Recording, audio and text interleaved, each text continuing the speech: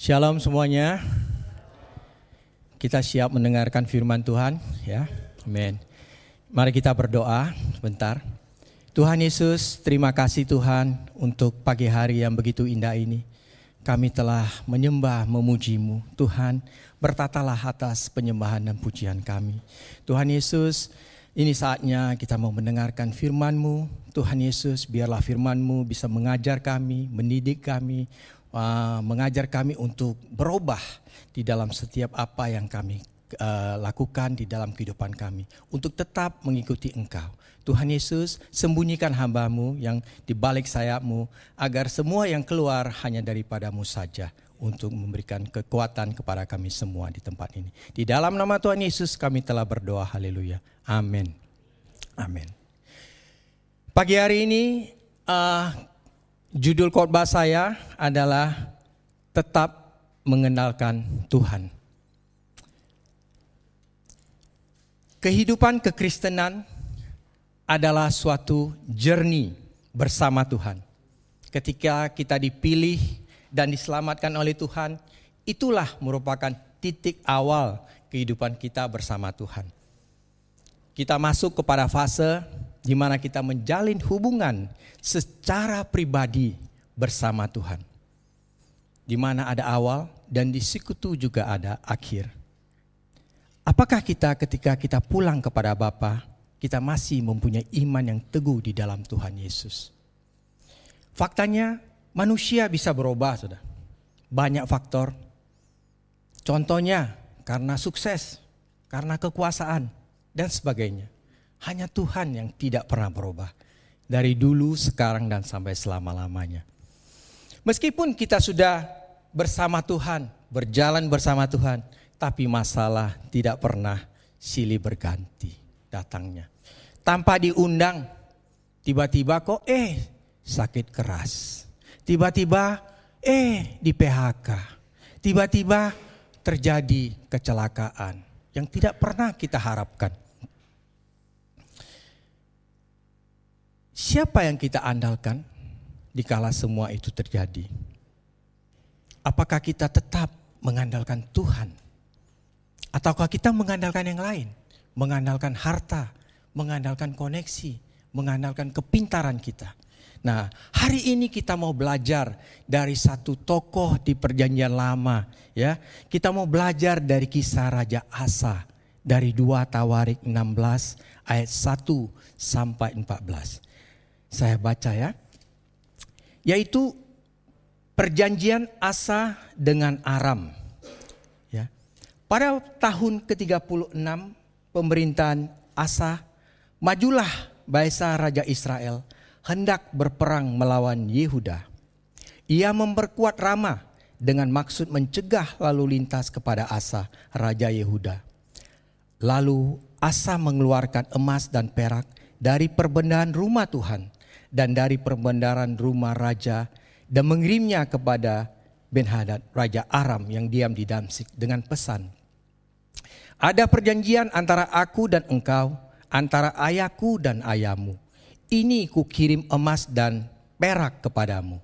Marilah, batalkanlah perjanjianmu dengan Baasa, Raja Israel, supaya ia undur daripadaku. Lalu Ben-Hadad mendengarkan permintaan Raja Asa. Ia menyuruh panglima-panglimanya menyerang kota-kota Israel.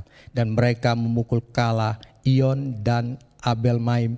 Dan segala tempat perbekalan kota-kota di Naftali.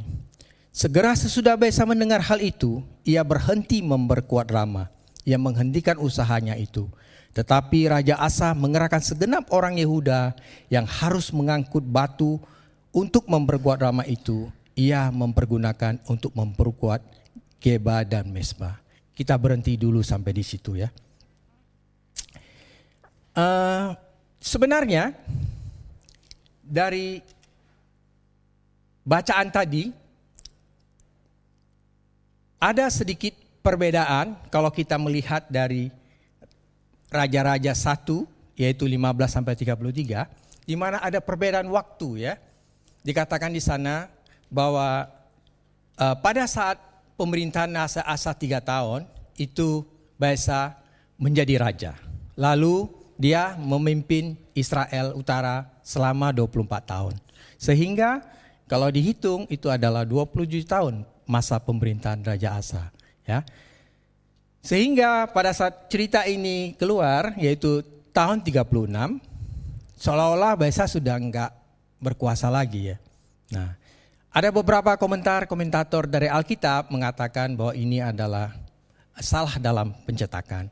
Dan ada juga yang mengatakan bahwa ini karena dihitung dari pemerintahan Yehuda secara keseluruhan. Jadi dari Rehabiam, yaitu engkongnya Asa, sampai ke zamannya Asa. Jadi yaitu pada tahun ke-16 instead of 36 something like that. Jadi kesalahan ini kita tidak fokus ya saudara, karena ini kitab suci masih ditulis oleh manusia ya. Kita tidak fokus kepada pembahasan ini, tapi kita mau fokus kepada kebenaran firman Tuhan dari cerita tentang Asa ini. Apa yang mau diceritakan, apa yang mau diajarkan kepada kita ya. Bagaimana Raja Asa memulai melakukan sesuatu yang baik dan benar di mana Tuhan, tetapi berakhir meninggalkan Tuhan. Saya akan cerita secara singkat, karena kalau kita baca dari yang saya baca tadi, kita hanya mendapat sedikit informasi. Saya akan ceritakan secara singkat konteksnya. Ya. Jadi ini tidak bisa dipisahkan dari 2 Tawarik 14 dan 15. Nanti dibaca di rumah ya. Ceritanya panjang, saya akan mengkompres sesingkat mungkin. Jadi Raja Asa ini ada 3 fase pemerintahannya, yaitu pertama yaitu dari tahun pertama sampai ke tahun 10. Yang kedua yaitu tahun ke-11 sampai 35. Dan yang terakhir yaitu 36 sampai 41.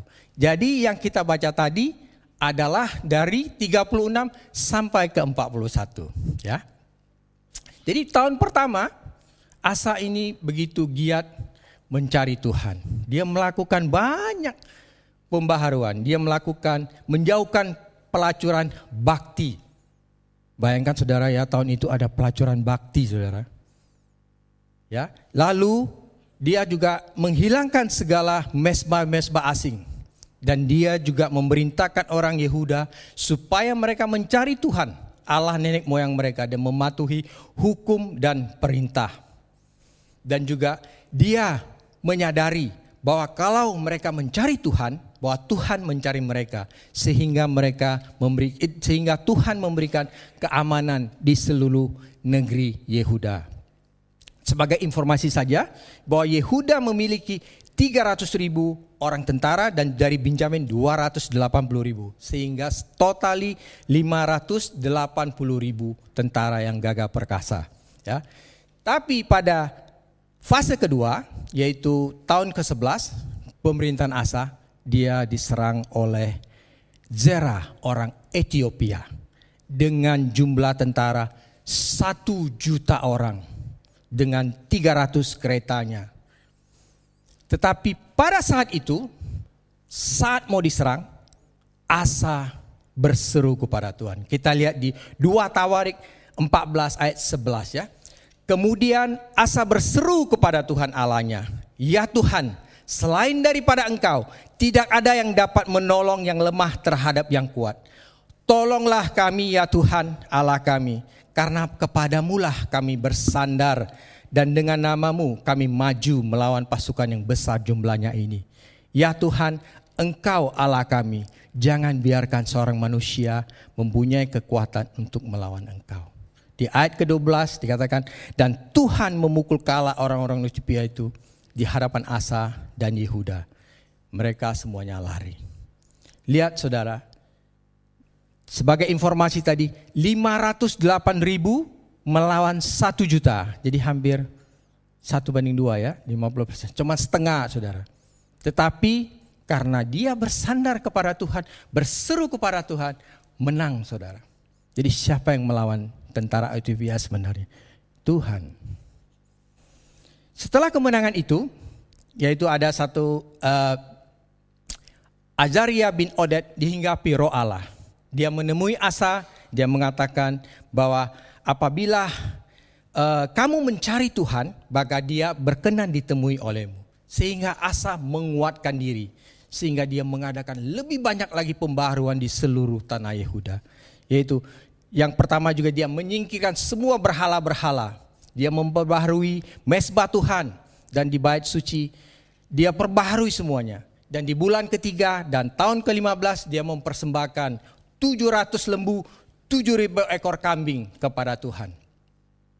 Setelah itu dia juga mengadakan perjanjian untuk mencari Tuhan Allah nenek moyang mereka dengan segenap hati dan jiwa. Dia juga mengatakan setiap orang, baik anak-anak dan orang dewasa, baik laki-laki maupun perempuan, yang tidak mencari Tuhan Allah Israel harus dihukum mati. Sebenarnya dengan hukum ini tahun 36 Asa sudah harus dihukum mati. Dan lagi Asa memecat, maka neneknya Ibu Suri dipecat, saudara. Luar biasa, berani sekali ya. Karena neneknya membuat patung Asyria. Dan yang terakhir, dia juga membawa persembahan kudus ayahnya dan persembahan kudusnya sendiri ke rumah Allah, yaitu berupa emas dan perak serta barang-barang yang lain. Sehingga pada saat tahun ke-11 dan seterusnya sampai ke tahun 35 tidak ada perang dalam pemerintahannya. Asa telah melakukan banyak keberanian dan pembaharuan di bidang politik maupun di bidang rohani dengan membawa seluruh rakyat untuk mencari Tuhan dengan sungguh-sungguh. Kenapa tujuan ini saya ceritakan? Supaya kita tahu the picture ya. Supaya kita tahu bagaimana perbedaannya. Jadi di ujung penghujung akhir hidupnya dari masa tahun 36 sampai 41 berubah, saudara. Jadi pada saat dia diserang orang Ethiopia tadi, dia berseru kepada Tuhan. Tetapi kita lihat di saat di 2 Tawarik 16:2 yang saya baca tadi, Asa tidak mention nama Tuhan sama sekali. Tapi dia justru malah mengeluarkan emas dan perak dari perbendaan rumah Tuhan dan dari perbendaan rumah raja dan mengirimkannya kepada Raja Aram yang di Damsyik dengan pesan yang tadi saudara dengar. Dia berdiplomasi, bernegosiasi dengan Raja Ben-Hadad. Raja Asa sama sekali tidak menyebut nama Tuhan. Dia langsung bertindak sendiri. Dia menganggap bahwa dengan pengalaman politik, hikmatnya menyuap Raja Aram yang kafir, yang tidak percaya kepada Tuhan, yang lebih celakanya lagi, sudah dipersembahkan kepada Tuhan, diambil balik saudara, dikasihkan kepada Raja Aram. Yang dia anggap bahwa Raja Aram bisa menolong dia sebagai pengganti Tuhan. Kita lanjutkan baca ayatnya ya. Setelah itu, pada waktu itu datanglah Hanani, pelihat itu kepada Asa, Raja Yehuda, katanya kepadanya, karena engkau bersandar kepada Raja Aram dan tidak bersandar kepada Tuhan Allahmu, oleh karena itu terluputlah tentara Raja Aram dari tanganmu. Bukankah tentara orang Ethiopia dan Libya besar jumlahnya, kereta dan orang berkudanya sangat banyak, namun Tuhan telah menyerahkan mereka ke dalam tanganmu, karena engkau bersandar kepadanya. Karena mata Tuhan menjelajah seluruh bumi untuk melimpahkan kekuatannya kepada mereka yang bersungguh hati terhadap dia. Dalam hal ini engkau telah berlaku bodoh. Oleh sebab itu, mulai sekarang ini engkau akan mengalami peperangan. Maka sakit hatilah Asa karena perkataan pelihat itu, sehingga ia memasukkan ke dalam penjara, sebab memang ia sangat marah terhadap dia karena perkataannya itu. Pada waktu itu Asa juga menganiaya beberapa orang dari rakyat.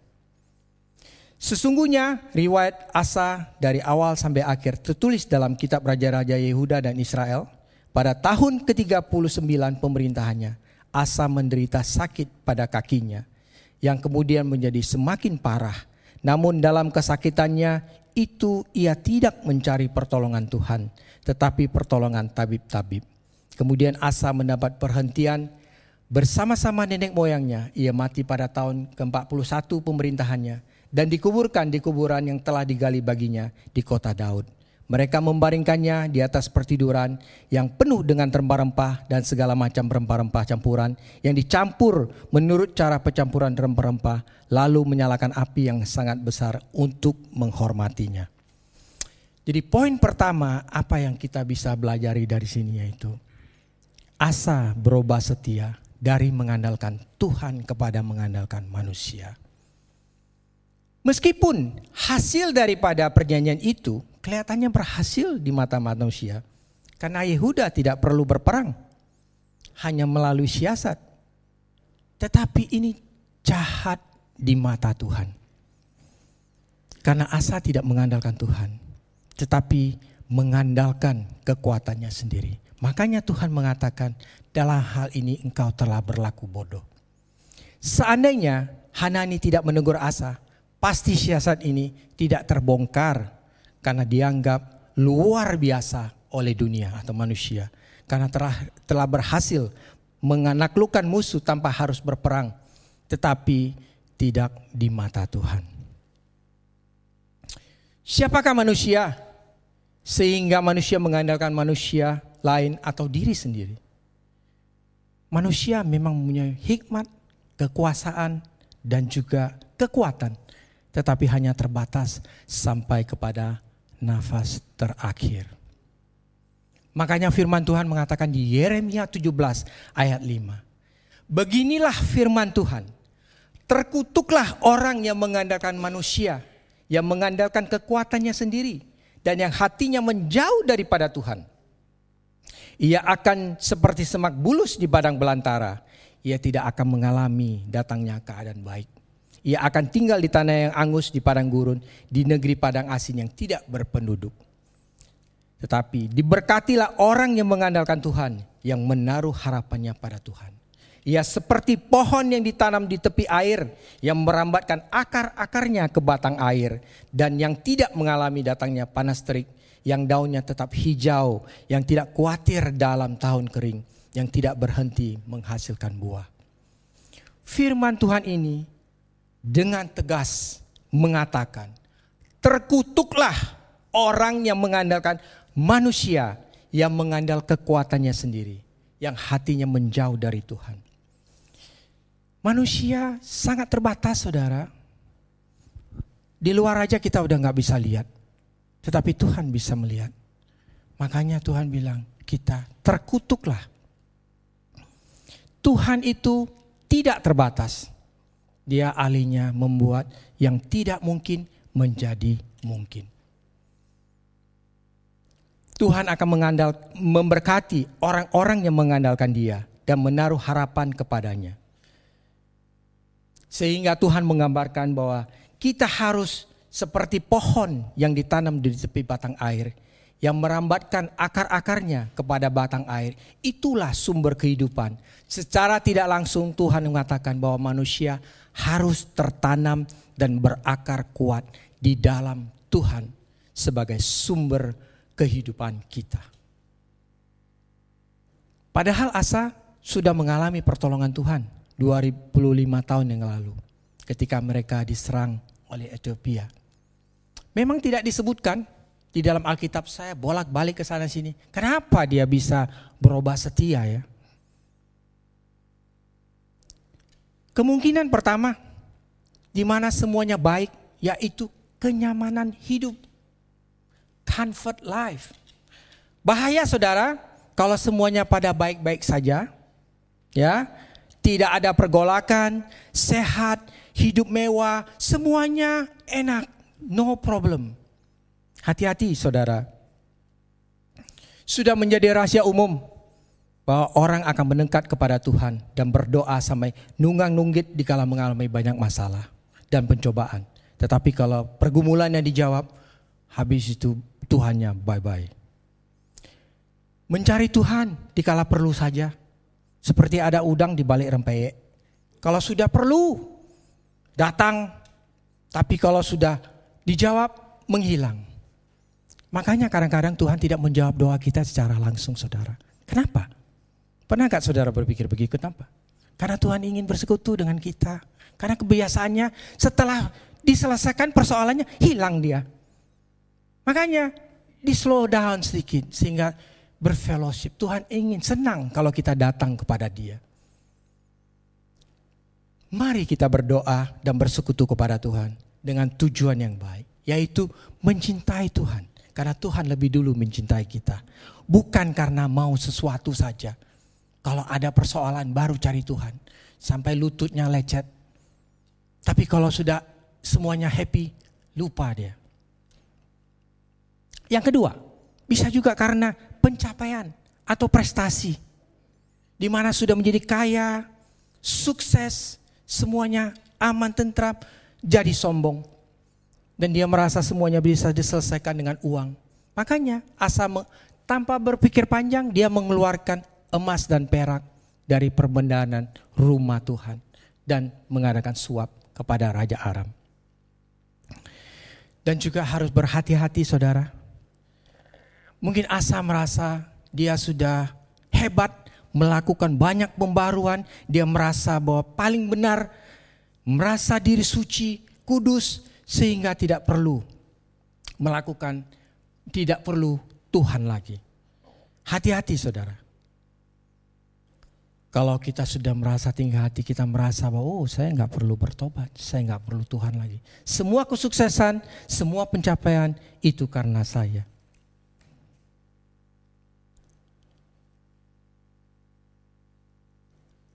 Karena kedewasaan rohani dan keintiman dengan Tuhan tidak ditentukan dengan berapa lamanya kita menjadi seorang Kristen.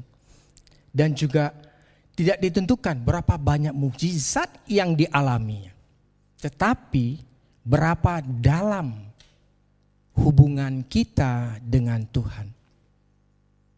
Bagaimana dengan kita hari-hari ini? Apakah kita masih mengandalkan Tuhan? Atau kita sudah pernah berharap kepada yang lain? Tanpa kita sadari, lebih-lebih dikala kita kepepet, di mana udah lama, doa kok belum dijawab, akhirnya ambil jalan pintas. Yaitu mengandalkan orang pintar. Kalau pergi orang pintar kita jadi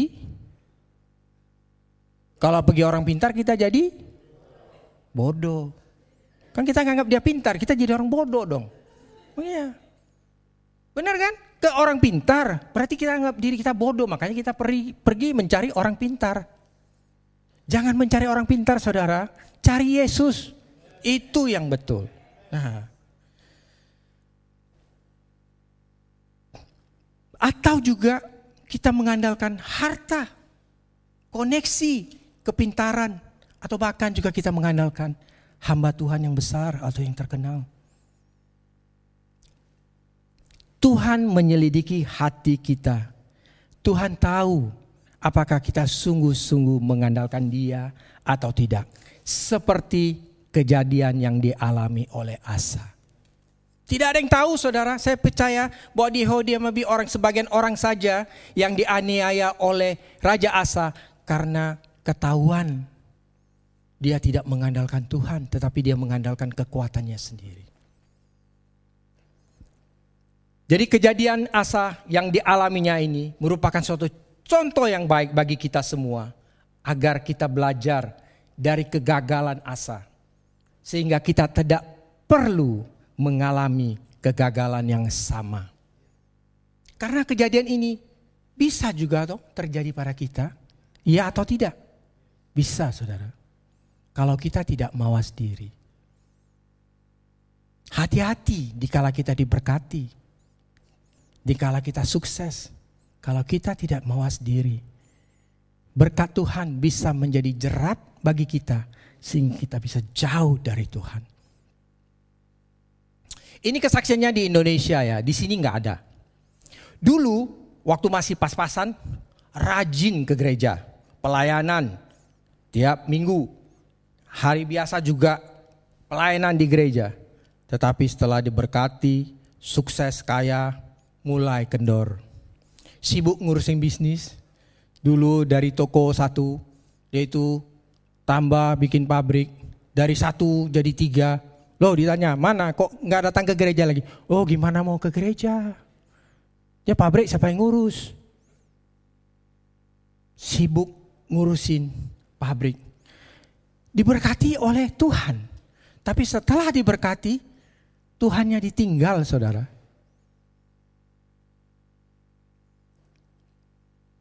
Sibuk ngurusin waktu. Jadi bukan dia yang ngurusin bisnis, dia bukan bosnya uang, tapi uang yang menjadi bosnya. Saya percaya di sini tidak ada kita orang-orang yang mengandalkan Tuhan, ya. Ya. Seberapa kaya pun kita tetap datang kepada Tuhan. Jangan sampai kita tidak datang kepada Tuhan. Ya. Mary G. Brainerd, seorang penulis Amerika, dia pernah berkata begini. I would rather walk with God in dark than go alone in the light. Saya memilih berjalan bersama Tuhan meski dalam gelap daripada berjalan di tempat terang tanpa Tuhan. Bahaya jalan sendiri, saudara. Ya, meskipun di jalan di tempat yang gelap, kalau kita bersama Tuhan, percayalah kita pasti sampai kepada tujuan. Ya. Mengandalkan Tuhan berarti kita menyerahkan apa yang kita miliki kepada Tuhan dan membiarkan Tuhan melakukan apa yang Tuhan mau dalam kehidupan kita. Hal itu membutuhkan ketaatan, ketundukan, dan komitmen yang total dalam kita mengiring Tuhan setiap hari. Mengandalkan Tuhan bukan berarti bahwa kita tidak melakukan apa-apa, pasif. Contoh, dikala sakit, gak berarti kita gak boleh ke dokter. Kalau enggak dokter semua pensiun, benar kan? Nah, kalau kita sakit ke dokter, karena kita nggak tahu kita sakit apa, benar? Karena Tuhan itu bisa memakai siapa saja, apa saja untuk menolong kita. Saya berikan ilustrasi, satu hari di satu kampung ada kebanjiran. Jadi ada satu anak muda yang begitu getol dengan Tuhan. Dia bilang apa? Wah, saya percaya kepada Tuhan, saya mengandalkan Tuhan, saya sudah berdoa kepada Tuhan. Banjir, saudara, airnya naik, ya, naik. Udah naik. Lah, datang tetangganya pakai sampan. Yuk bro, ikut jalan. Tenggelam lu nanti. Enggak, saya udah berdoa kepada Tuhan, katanya. Tuhan nanti bakal datang nolongin saya. Oke, tetangganya udah jalan. Datang pakai ski dari kampung sebelah. Ayo, ini naik ini, tenggelam kamu nanti. Enggak, saya udah berdoa kepada Tuhan, nanti Tuhan datang. Ya, akhirnya pergi lagi. Terakhir kali helikopter datang, karena udah habis di atapnya, udah nggak ada lagi. Helikopter bilang, ayo ikut, the last one, nggak ada lagi nih. Enggak. Tuhan, saya percaya Tuhan datang. Akhirnya mati dia, tenggelam loh. Iya udah tenggelam dia protes sama Tuhan. Loh Tuhan, saya itu kan mengandalkan engkau. Berdoa loh, nunggang-nunggit. Kok gak datang-datang? Dia bilang begitu. Tuhan bilang apa? Loh siapa yang tadi, yang 3 orang yang saya kirimkan tadi? Saya ajak kamu tetangga saya kirim. Kamu gak mau naik. Kampung sebelah juga gak mau naik. Tim SAR saya kirim, kamu juga gak mau naik. Kamu harapkan saya apa? Itulah saudara. Tuhan bisa bekerja melalui apa saja, melalui orang-orang ataupun apa saja.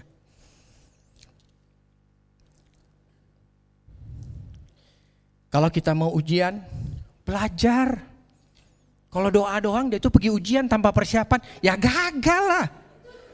Itu bukan orang yang mengandalkan Tuhan, itu nekat, ya. Kalau bekerjalah dengan rajin, ya, jangan malas. Mau kerja, tapi nggak mau apply pekerjaan. Gimana mau dapat kerjanya? Kita berbisnis dengan benar, dengan bersih, jujur, segalanya berkat Tuhan. Ya, kalau Tuhan mau memberkati kita, mudah saudara, seperti membalikkan telapak tangan. Karena firman-Nya udah bilang, apa yang tidak pernah dilihat oleh mata, tidak pernah didengar oleh telinga, tidak pernah timbul di dalam hati manusia, semuanya itu disediakan Tuhan untuk orang-orang yang mengasihi Dia. Ada amin? Ada percaya saudara? Ya. Jangan batasi Tuhan kalau bilang berkat pasti uang ini, pasti uang. Enggak saudara, berkat itu bukan uang melulu. Jangan matanya isinya dolar. Bukan saudara. Ya, bisa tidur nyenyak itu berkat enggak? Bisa ke belakang tiap pagi, berkat nggak? Naik Vespa kalau istilah Om Agus ya. Istilah Om Agus naik Vespa. Tahu naik Vespa enggak? Nggak ada yang tahu nih. Karena kemarin Cik Aling nggak tahu dia apa maksudnya naik Vespa katanya. Ke toilet saudara. Ya. Nah, Chinese kan bilang bisa makan, bisa tidur, bisa ke belakang. Itu berkat saudara. Kita ini suka take it for granted. Benar? Ya, karena tiap hari bisa ke belakang, bisa kadang berkali-kali, merasa bahwa itu biasa-biasa saja. Tapi kalau sempat saudara seminggu enggak ke belakang, percaya deh, pasti susah loh jalan. Benar enggak? Yang di atas masuk terus, yang belakang enggak keluar. Bahaya tuh. Ya kan? Om pernah terjadi ya dulu Om ya. Om pernah mengalaminya ya. Jadi kita jangan batasi Tuhan kalau berkat itu hanya uang. No saudara. No. Sehat itu berkat yang luar biasa. Ya, sehat.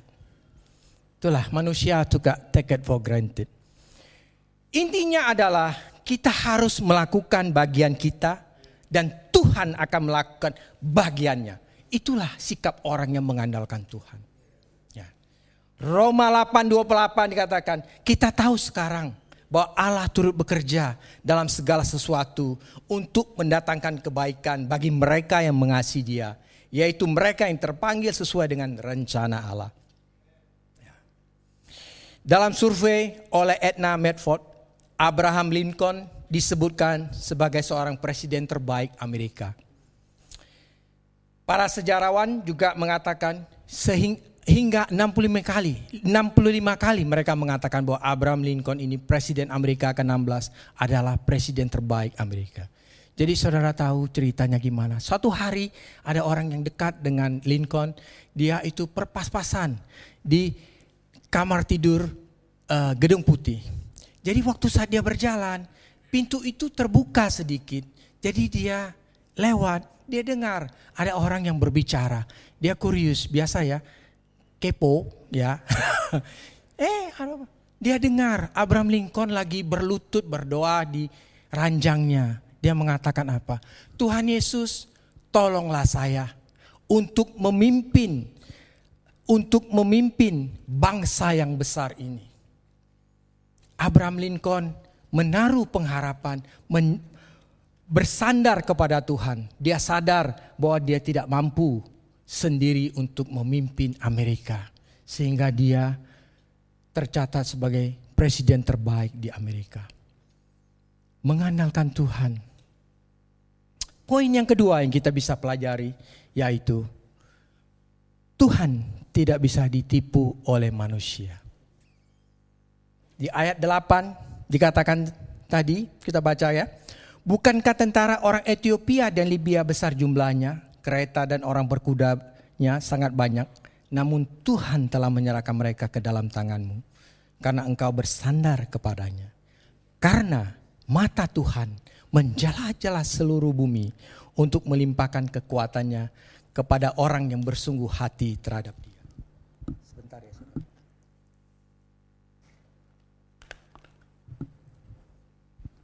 Melalui firman Tuhan ini, Tuhan ingin mengatakan kepada Asa, apakah engkau sudah lupa atau pura-pura lupa bahwa Tuhan pernah menolong engkau di saat engkau diserang 25 tahun yang lalu. Tuhan juga bicara kepada kita saudara, jangan lupa pertolongan Tuhan yang telah Tuhan lakukan untuk hidup kita. Ya. Jangan lupa. Jangan hitung selalu persoalan, hitung berkat-berkat Tuhan yang telah Tuhan berikan kepada kita. Ya. John Piper pernah mengatakan, God is always doing 10,000 things in your life and you may aware only of 3 of them. Artinya Tuhan selalu melakukan 10.000 hal dalam hidup Anda dan Anda mungkin Anda menyadari 3 di antaranya. Makanya kita manusia ya sering lupa saudara. Makanya kita harus selalu mengingat kebaikan-kebaikan Tuhan. Ya, Jangan ingat masalahnya terus, tapi ingat kebaikan pertolongan-pertolongan Tuhan.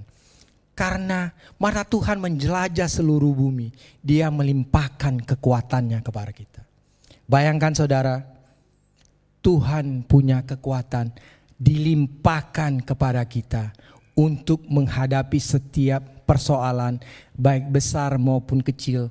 Itu di mata kita. Tetapi kalau di mata Tuhan, semua persoalan besar atau kecil? Kecil. Kok sama? Kecil. Bagi Tuhan itu kecil. Bagi kita ya, oh besar nih, ini kecil. Oh enggak. Bagi Tuhan sama kecilnya. Sama kecilnya. Ya. Karena Tuhan bisa melakukan segala perkara. Segalanya bisa Dia lakukan. Dia Maha Kuasa. Kita harus menyadari bahwa ada sepasang mata Tuhan yang on 24/7 lebih daripada CCTV yang ada di dunia ini. Ingat saudara ya, kemanapun kita pergi, dimanapun kita, meskipun Anda berada di goa, di ujung di dekat Blue Mountain, ingat, Tuhan lihat Anda di sana. Jadi jangan bilang ya, oh istri saya lagi di kantor. Saya di Blue Mountain sama cewek lain. Oh, bahaya saudara. Tuhan lihat loh. Ya. Kalau kita menyadari ini, itu suatu pegangan bagi kita. Bahwa Tuhan tidak bisa ditipu. Tuhan mencari orang-orang yang bersungguh hati terhadap Dia. Sehingga kita harus hati-hati dalam menjaga hati kita kepada Tuhan. Kita juga harus menyadari bahwa Tuhan mempunyai otoritas tertinggi di dalam kehidupan kita. Sebagai contoh ya saudara, kehidupan dan kematian kita setiap manusia ada di tangan Tuhan. Benar ya? Ada lu juga tuh yang mau bunuh diri sampai 3 kali gak mati. Karena apa? Tuhan belum dia mau mati. Ya. Tetapi satu hari ada yang sakit, sudah pergi ke dokter, sudah berobat, udah mengandalkan Tuhan, berdoa, segala macam. Tetapi ternyata Tuhan berkehendak lain. Tuhan memanggil dia pulang melalui penyakit ini.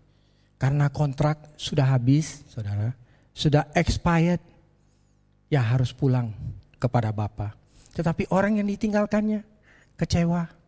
Loh, kok gitu ya Tuhan? Kan sudah doa, sudah mengandalkan Tuhan. Kalau saudara tidak menjaga hati, hati-hati loh. Kita bisa kecewa dengan Tuhan. Lalu kok Tuhan jahat ya? Masak anak sekecil ini Tuhan gak mau tolong. Kalau yang kehilangan anaknya. Hati-hati kita menjaga hati. Karena kekecewaan kepada Tuhan menjadi persentage yang cukup tinggi. Orang percaya meninggalkan Tuhan. Banyak juga orang kecewa dengan melihat orang lain. Melihat hamba Tuhan, melihat penatua, atau melihat orang Kristen. Kok tingkah lakunya gak sesuai dengan ajaran Kristus. Dia meninggalkan Tuhan gara-gara itu. Ya saudara, yang salah kan bukan Tuhan Yesusnya. Manusianya yang salah. Karena kita ini masih daging, masih makan nasi, bisa salah. Masa orang yang salah kita tinggalin Yesusnya? Yang rugi siapa? Kita yang rugi. Tapi janganlah kita membuat batu sandungan sehingga orang meninggalkan Tuhan. Apalagi mengajak orang untuk menerima Tuhan. Mari kita belajar dari kisah Sadrak, Mesak dan Abednego. Ingat ya saudara, di waktu mereka diperhadapkan dengan ancaman mau dibakar hidup-hidup oleh Nebukadnezar.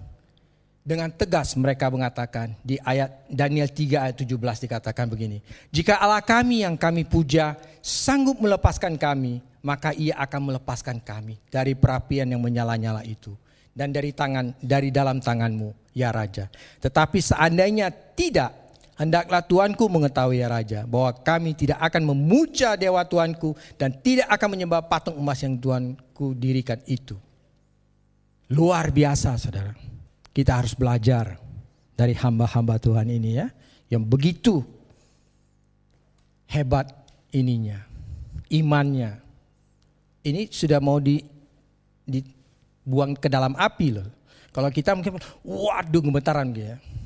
Siapa yang nggak gemetaran atau nggak ada yang ngaku ya? Kalau sudah mau dicampakkan ke dalam api, tapi kita harus tetap teguh di dalam Tuhan, mempunyai iman yang teguh di dalam Tuhan.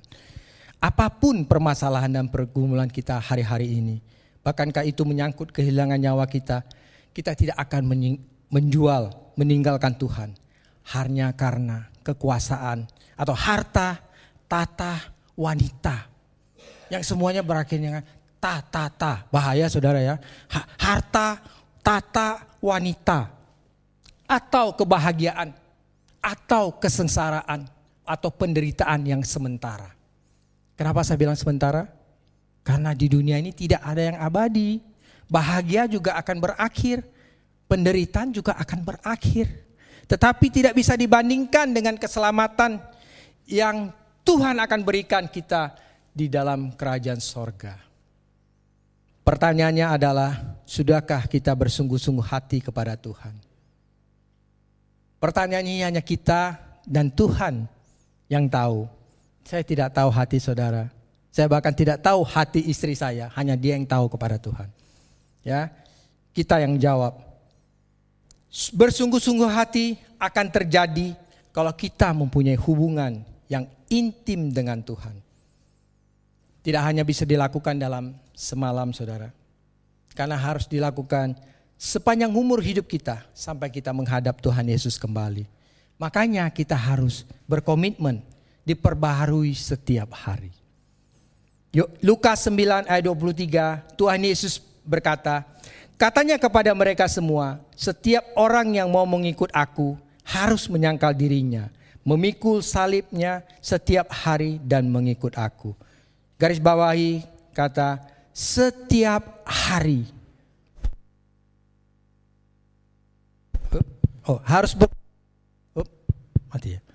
Harus berkomitmen. Sekali Yesus tetap Yesus, di mana kita harus menyangkal diri, memikul salib kita setiap hari. Bukan dulu aja, kemarin atau hari ini, besok, lusa, tetapi sampai kepada kita menghadap Tuhan face to face. Mari kita periksa kehidupan hubungan pribadi kita dengan Tuhan. Apakah kita selalu mencari wajah Tuhan? Setiap hari sebelum kita memulai hari kita bangun pagi, bersaat teduh, berdoa, baca firman. Apakah kita sungguh-sungguh sudah memprioritaskan Tuhan di dalam hidup kita? Kalau belum saudara, belum terlambat untuk memulai hari ini. Recommitment kepada Tuhan. Saya tidak bisa memaksa Anda untuk berkomitmen. Hanya Anda sendiri yang bisa berkomitmen dengan Tuhan. Ya, saya tidak bisa memaksa. Istri saudara juga tidak bisa memaksa. Suami saudara juga tidak bisa memaksa. Hanya Anda yang bisa dengan satu kerinduan berkomitmen kepada Tuhan. Mari kita lihat bagaimana grafik iman kepercayaan kita kepada Tuhan sampai sekarang. Apa grafik itu naik atau turun, yang seperti terjadi pada Asa, memulainya begitu baik tetapi akhirnya menurun. Bukan bagaimana Anda memulai, tetapi bagaimana Anda mengakhirinya. Ada amin saudara? Ya, jangan kita tinggalkan sisa hidup kita sia-sia. Setelah ditegur Hanani di ayat ke-10, Asa juga tidak bertobat. Dia malah marah dan juga sakit hati sehingga memenjarakan Hanani. Dan juga sebagian rakyat dianiaya olehnya. Saudara tahu kenapa? Karena dia dulu menekankan harus mencari Tuhan. Dan orang-orang yang ini betul-betul sungguh-sungguh mencari Tuhan. Sehingga dia setuju dengan Hanani karena Raja Asa telah berbuat salah. Sehingga dia juga ikut terimbas. Bagaimana dengan kita? Apakah kita mau ditegur oleh firman Tuhan? Atau kita merasa, oh setiap khotbah kan, dengar khotbah, oh ini bukan untuk saya nih, ini untuk tetangga sebelah. Oh ini bukan untuk saya nih, oh ini untuk oma yang itu tuh. Gak pernah untuk saya, gak mau ditegur. Karena merasa diri udah suci, sudah baik, sudah luar biasa. Mari saudara, mari kita humble di hadapan Tuhan. Kalau kita ditegur oleh Roh Kudus, mari cepat-cepat bertobat.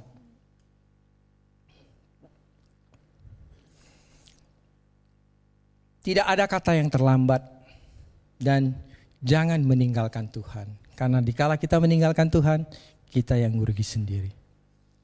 Sebagai bukti Asa tidak bertobat dan kembali kepada Tuhan, yaitu pada tahun pemerintahnya yang ke-39, dia sakit kaki, semakin parah. Enggak cari Tuhan, cari tabib-tabib. Bahasa Indonesianya tabib-tabib.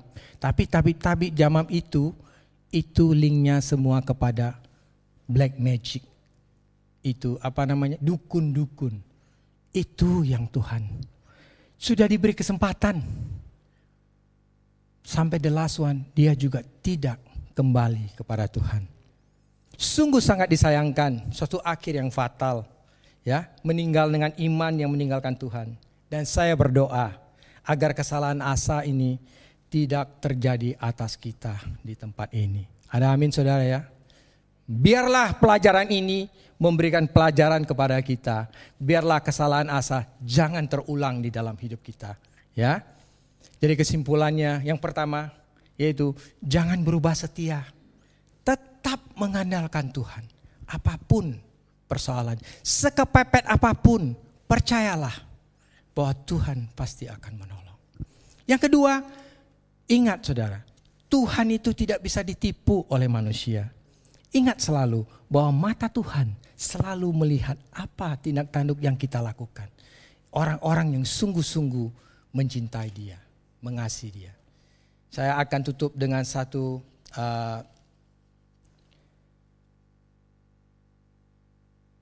ini bukan ilustrasi ya, tetapi ini adalah satu kejadian dan satu mimpi tapi dibukukan, ditulis oleh Margaret Fishback. Jadi dia ini bermimpi satu malam berjalan di pantai, di tepi pantai bersama Tuhan. Di bentangan langit gelap tampak kilasan-kilasan adegan hidupnya. Pada setiap adegan ia melihat dua pasang jejak kaki di pasir. Sepasang jejak kaki dia dan sepasang lagi jejak kaki Tuhan.